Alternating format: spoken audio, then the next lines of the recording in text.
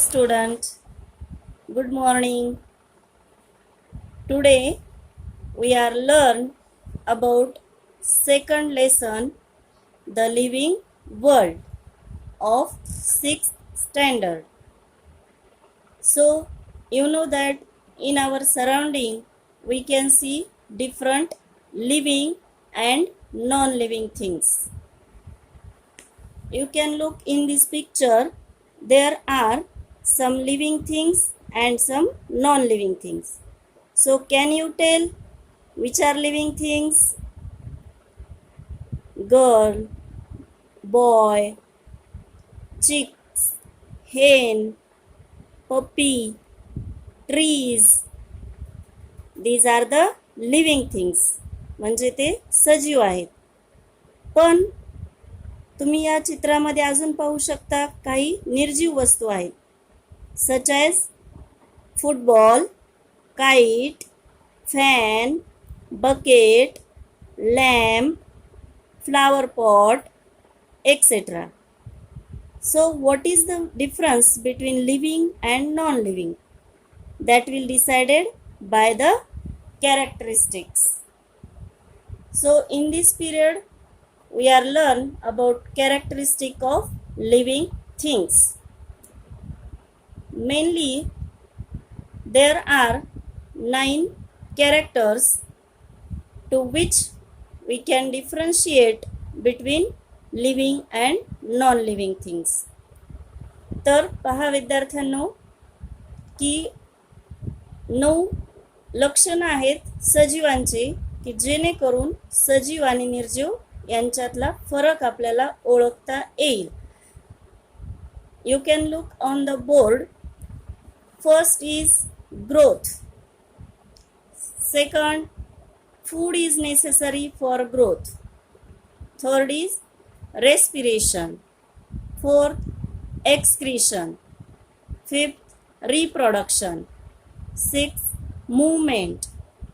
Seventh, responsiveness to stimuli. Eighth, a definite lifespan. 9, a cellular structure. So these are the different characteristics of living thing. तर पहा student, हे 9 लक्षणं आहेत सजीवांचे. We can see one by one. First is growth. Growth म्हणजे वाढ. आपण 5वीला पाहिलेलं आहे की सजीवांची वाढ होते.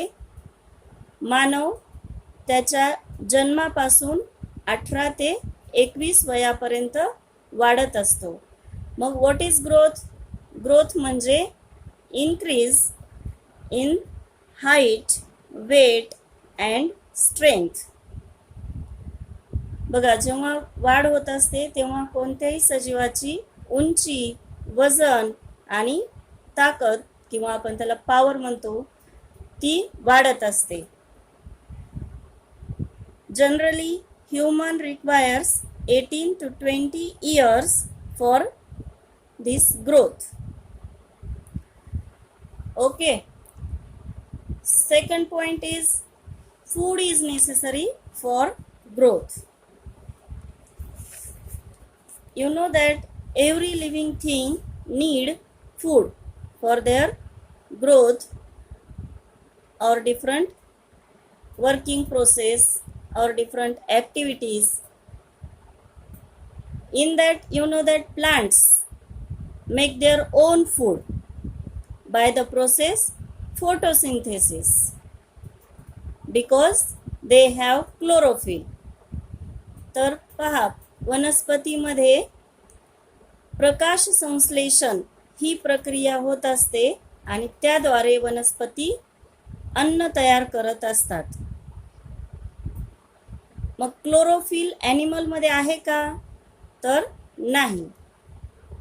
म्हणून ॲनिमल्स हे प्लांट्सवर डिपेंड आहेत for their food. But you know that food is necessary for all living things. So that is our second characteristic. Third character is respiration. Respiration म्हणजे काय? श्वसन. तर श्वसन क्रियेत actually what happens?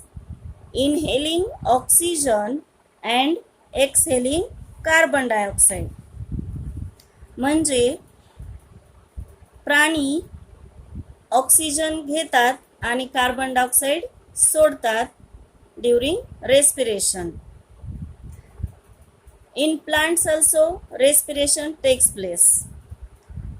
In plant has small pores किंवा आपण त्याला छोटे छोटे छिद्र म्हणतो की जे प्लांट्सच्या लीव्सवर, रूट किंवा स्टेमवर प्रेझेंट असतात आणि त्याद्वारे वनस्पती सुद्धा श्वसन करतात.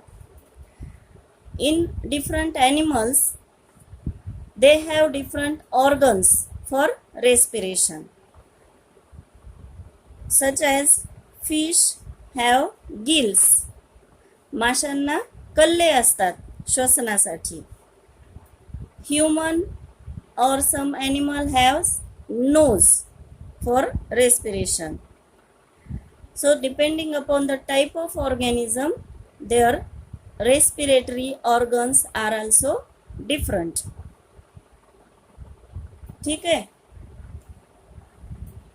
Fourth character is excretion. Excretion म्हणजे उत्सर्जन, म्हणजेच eliminating waste substances from the body. You know that when we eat food, that will convert into soluble substances and that is absorbed into the blood. But total food cannot be converted into soluble or simple substances. So what happens? That undigested food that will be eliminating from the body. तर फूडचा न पचलेला भाग शरीरामधून बाहेर टाकला जातो, त्या क्रियेला उत्सर्जन असे म्हणतात. प्लांट्समध्ये सुद्धा आपल्याला उत्सर्जन पाहायला मिळतं in the form of water vapour, gum और बार्क और फॉलिंग ऑफ लीव्स. तर सजीवांमध्ये एक्सक्रीशन हा सुद्धा एक महत्त्वाचा पॉइंट आहे. Fifth point is reproduction. Reproduction म्हणजे प्रजनन. आता प्रजनन क्रियेमध्ये काय होत असतं की एक सजीव त्याच्यासारखाच दुसरा सजीव निर्माण करतो. म्हणजेच one living thing can generate another living thing like itself. स्वतःसारखाच सजीव निर्माण करणे याला रिप्रोडक्शन म्हणतात. In that you know there are two types of animals. Some gives eggs where some gives direct birth to their young one. म्हणजे ओव्हिपॅरस and विव्हिपॅरस असे depending upon reproduction there are two types of animals. अंडी देणारे आणि अंडी न देणारे. Next is movement. Movement म्हणजे हालचाल.